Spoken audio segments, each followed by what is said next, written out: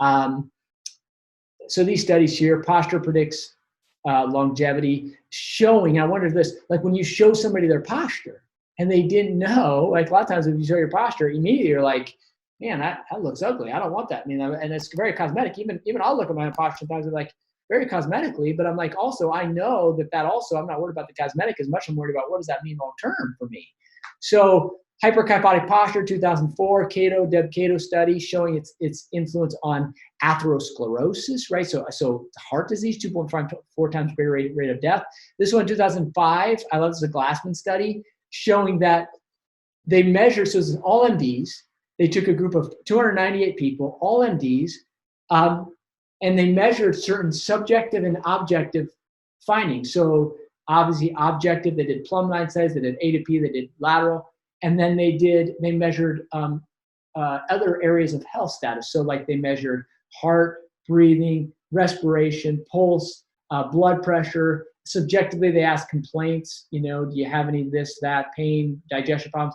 And what they found out in this study is that every single aspect of human health that they measured, both objectively and subjectively, got worse as the posture deviation increased. So the worse the posture, the worse the function, the worse the health. Not an MD, there's nothing to do with chiropractic, right? In a sense of their findings, so what they were looking for and or determining.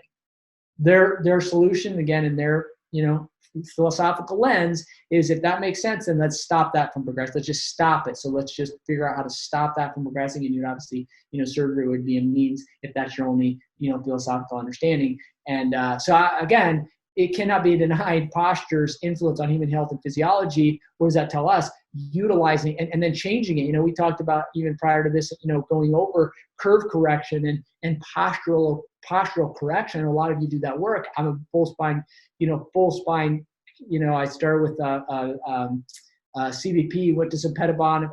I've really, been in the CBP world for a long time. And I'm going to tell you, that is where, to see it, right? To see it either on x-ray or just to see it in a posture, that's that visual stimuli that allows somebody to see progression and to see, how the benefits that they're achieving. And then 2013, this was a study of posture's relationship to disability. And so they took 4 groups. Group 1 had the best posture, group 4 had the worst posture, and group 2 to 3 is always the spectrum. What they measured was the 3 groups compared to the first group. So group 2 compared to group 1, 3 to 1, 4 to 1. And the numbers, I believe, were 46% greater risk of disability, right? Having an activity of daily living that you cannot no longer do. You had a 46% higher risk of that if you're in group 2 posture compared to group 1.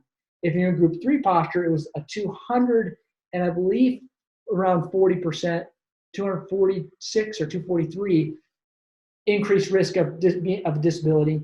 And then if you were in the worst posture, you had a 393% increased risk of an activity of daily living that you cannot do based on posture. And so one of the things that I always have gone over, it's like when you get to the end of a care plan, whether it be a 3-month care plan, 6 month, it doesn't matter how long it is. You got your corrective care plan. One of the things again, we'll go back to Mary.